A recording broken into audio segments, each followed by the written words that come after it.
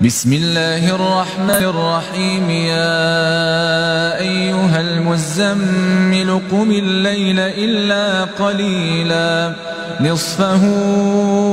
أو انقص منه قليلا أو زد عليه ورتل القرآن ترتيلا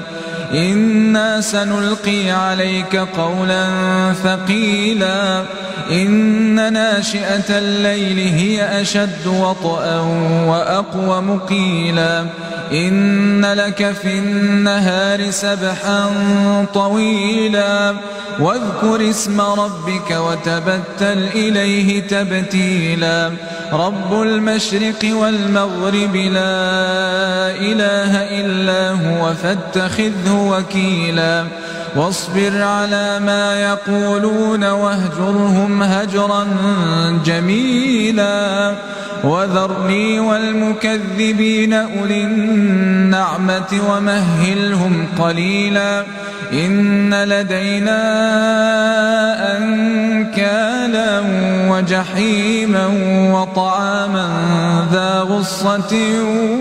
وعذابا أليما يوم ترجف الأرض والجبال وكانت الجبال كثيبا مهيلا إنا أرسلنا إليكم رسولا شاهدا عليكم كما أرسلنا إلى فرعون رسولا فعصى فرعون الرسول فأخذناه أخذا